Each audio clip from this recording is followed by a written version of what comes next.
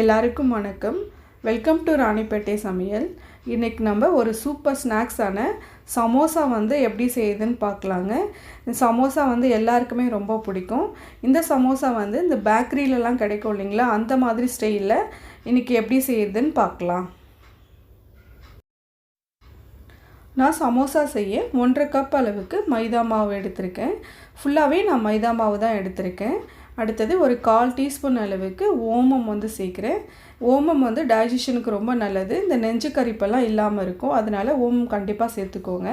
அடுத்தது இதுக்கு தேவையான அளவு நான் உப்பு சேர்க்குறேன். ஒரு 1/2 டீஸ்பூன் அளவுக்கு சேர்த்துருக்கேன். அடுத்தது ஒரு 4 டீஸ்பூன் அளவுக்கு நான் நெய் சேர்க்குறேன். இது நெய் தான் சேர்க்கணும்னு இல்லை, டால்டாவும் சேர்த்துக்கலாம். அப்படி இல்லைன்னா எண்ணெயும் கொஞ்சம் ஹீட் பண்ணி சேர்த்துக்கலாம். இப்போ இது எல்லாத்தையும் நல்லா மிக்ஸ் பண்ணி எடுத்துக்கலாம். இப்போ இது எல்லாத்தையும் நல்லா மிக்ஸ் பண்ணிவிட்டு எடுத்து பிடிச்சா அது பிடி மாதிரி வரணும். அப்போ தான் கரெக்டாக இருக்கும் சமோசா மாவு. இப்போ நான் இப்போ எல்லாத்தையும் மிக்ஸ் பண்ணதுக்கப்புறம் தேவையான அளவு தண்ணி சேர்த்து இது நல்லா கெட்டியாக பிசைஞ்சு எடுத்துக்கலாம். நல்லா கெட்டியாக பிசைஞ்சால் தான் சமோசா மடிக்க கொஞ்சம் ஈஸியாக இருக்கும். இப்போ நான் இது எல்லாத்தையும் நல்லா பிசைஞ்சு முடிச்சுட்டேன். இப்போ இதை க்ளோஸ் பண்ணி ஒரு 1/2 ஹவருக்கு வச்சு எடுத்துக்கலாம். மாவு மட்டும் கொஞ்சம் நல்லா கெட்டியாக பிசைஞ்சுக்கோங்க. சப்பாத்தியை விட நல்லா கெட்டியாக வரணும். இப்போ நான் ஒரு 1/4 கிலோ உருளைக்கிழங்கு வேக வச்சு தோல் எடுத்து வச்சுருக்கேன். இப்போது இதை நல்லா மசிச்சு எடுத்துக்கலாம். மசிக்கும் போது ஃபுல்லாகவே மாவு மாதிரி மசிச்சிடக்கூடாது. ஒரு சின்ன சின்ன பீஸ் மாதிரியும் அதில் இருக்கணும். அந்த அளவுக்கு நல்லா மசிச்சு எடுத்துக்கலாம். இப்போ ஒரு பேனில் ஒரு 3 டீஸ்பூன் அளவுக்கு ஆயில் போட்டிருக்கேன். அதில் ஒரு 1/4 டீஸ்பூன் அளவுக்கு ஜீரகம் சேர்த்துக்கலாம். இப்போ இந்த ஜீரகம் பொரியிற வரைக்கும் நம்ம வெயிட் பண்ணலாம். இப்போ ஜீரகம் பொரிஞ்சிருச்சு. இப்போ 1 கப் அளவுக்கு வெங்காயம் சேர்த்துக்கலாம். வெங்காயம் ரொம்ப வதங்கணும்னு அவசியம் இல்லை, ஒரு கண்ணாடி பதத்துக்கு வந்தால் போதும். ஏன்னா நம்ம ஆயிலில் போட்டு ஃப்ரை பண்ணுவோம் இல்லைங்களா சமோசாக்குள்ளே வச்சு, அதனால் ஓரளவுக்கு வதங்கினா போதும். இப்போ இஞ்சி பூண்டு பேஸ்ட் நான் ஒரு 1/2 டீஸ்பூன் அளவுக்கு சேர்க்குறேன். இது இஞ்சி பூண்டு பேஸ்ட்டும் சேர்க்கலாம், இல்லைன்னா இஞ்சியை மட்டும் பொடியாக நறுக்கியும் நம்ம ஒரு 1/2 டீஸ்பூன் அளவுக்கு சேர்த்துக்கலாம். இப்போ பொடியாக நறுக்கின பச்சை மிளகாவை நான் சேர்க்குறேன். பச்சை மிளகாய் ரொம்ப பொடியாக நறுக்குனா தான் சாப்பிடும்போது கொஞ்சம் ஈஸியாக இருக்கும், இல்லைன்னா பெருசு பெருசாக இருந்தால் கொஞ்சம் சாப்பிடும்போது கஷ்டமாக இருக்கும். இப்போ இது எல்லாத்தையும் நல்லா வதக்கி எடுத்துக்கலாம். அடுத்தது 1 டீஸ்பூன் அளவுக்கு மிளகாத்தூள் சேர்க்குறேன். இதுலேயே தனியாத்தூளும் இருக்கும். அடுத்தது ஜீரகத்தூள் ஒரு 1/2 டீஸ்பூன், கரம் மசாலா ஒரு 1/2 டீஸ்பூன், ஒரு 1/4 டீஸ்பூன் அளவுக்கு மஞ்சள் தூள்.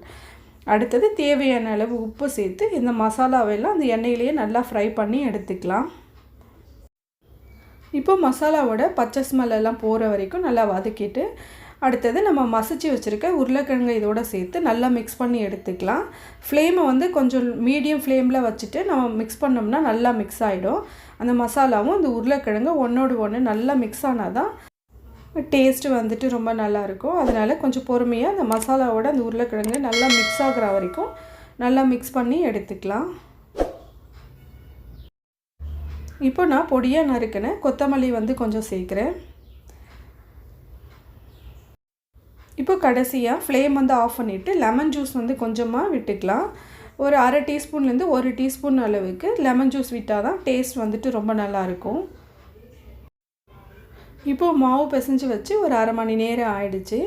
இப்போ இந்த மாவை எடுத்து நம்ம சின்ன சின்ன உருண்டைகளாக உருட்டிக்கலாம். நம்ம சப்பாத்திக்கெலாம் எடுப்போம் இல்லைங்களா, அந்த உருண்டையை விட ஒரு சின்ன சைஸ் உருண்டையாகவே எடுத்துக்கலாம். அப்போ தான் ஒரு உருண்டையில் 2 சமோசா நமக்கு வரும். இப்போ சமோசா எப்படி தேய்க்கிறதுன்னு பார்க்கலாங்க. நம்ம சப்பாத்தி கட்டை எடுத்துகிட்டு கொஞ்சமாக மாவு போட்டுக்கலாம். அப்படின்னா தான் நமக்கு ஒட்டாமல் வரும்.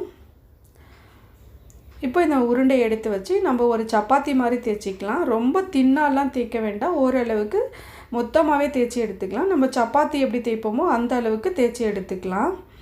அப்புறம் ரவுண்ட் ஷேப்லேயும் தேய்க்கக்கூடாது, கொஞ்சம் நீல வாக்கில் தேய்ச்சா தான் உங்களுக்கு அதை 2ஆக கட் பண்ணி நமக்கு சமோசா செய்ய கரெக்டாக இருக்கும். இப்போ நான் இந்த மாதிரி நீல வாக்கில் தேய்ச்சிருக்கேன். பார்த்திங்கன்னா இந்த மாதிரி சப்பாத்தி எந்த அளவுக்கு இருக்குமோ அந்த அளவுக்கு தான் தேய்ச்சிருக்கேன். இப்போ இதை 2ஆக கட் பண்ணி எடுத்துக்கலாம்.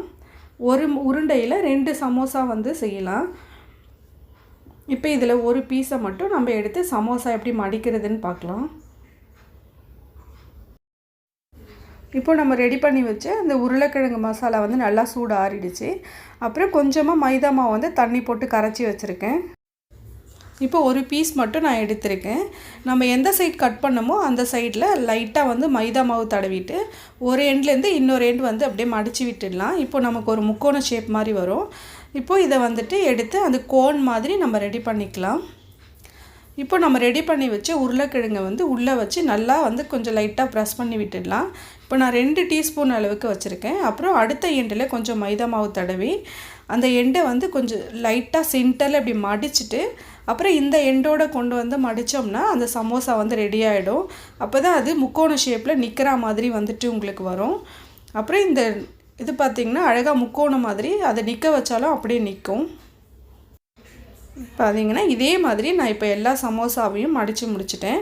அந்த சென்டரில் கோடு பார்த்திங்கன்னா கரெக்டாக அந்த எண்டில் வந்து நிற்கும். அப்போ தான் வந்துட்டு சமோசா வந்து கரெக்டாக நிற்கிற மாதிரி வரும். இப்போ நான் தேவையான அளவு ஆயில் வந்து காய வச்சுருக்கேன். இப்போ இதில் சமோசா போட்டு நல்லா பொரித்து எடுத்துக்கலாம். ஆயில் வந்துட்டு ரொம்ப ஹீட்டாக இருந்துச்சுன்னா சீக்கிரம் செவந்துடும், கலரும் உங்களுக்கு ரொம்ப டார்க் ஆகிடும். அதனால் மீடியமாக காய வச்சா தான் அது லைட்டாக உங்களுக்கு கோல்டன் ப்ரௌனாக வரும். அதனால் ஆயில் வந்து ரொம்ப மிதமாக காய வச்சு எடுத்துக்கலாம். இப்போ பார்த்திங்கன்னா சமோசா நம்ம போட்ட உடனே இப்போ எல்லாம் மேலே வர ஆரம்பிச்சிருச்சு. இப்போ இது கோல்டன் கலர் வர வரைக்கும் நம்ம நல்லா பொரித்து எடுத்துக்கலாம். அவ்வளோதாங்க, சமோசா வந்து இப்போ ரெடி ஆகிடுச்சு. நல்லா உங்களுக்கு ஒரு கோல்டன் ப்ரௌன் வந்துடுச்சு. இப்போ இதை வந்து எடுத்துடலாம். அவ்வளோதாங்க, சூப்பரான பேக்கரி ஸ்டைல் சமோசா வந்து ரெடி ஆகிடுச்சு. இதே மாதிரி செஞ்சு பாருங்கள், எப்படி இருக்குதுன்னு சொல்லி கமெண்ட் பண்ணுங்கள். இந்த வீடியோ உங்களுக்கு பிடிச்சிருந்தால் லைக் பண்ணுங்கள். மறக்காமல் எங்கள் சேனலுக்கு சப்ஸ்கிரைப் பண்ணுங்கள். பக்கத்தில் இருக்கிற பெல் ஐக்கானை கிளிக் பண்ணிட்டீங்கன்னா நாங்கள் வீடியோ போட்ட உடனே உங்களுக்கு நோட்டிஃபிகேஷன் வரும். தேங்க்யூ.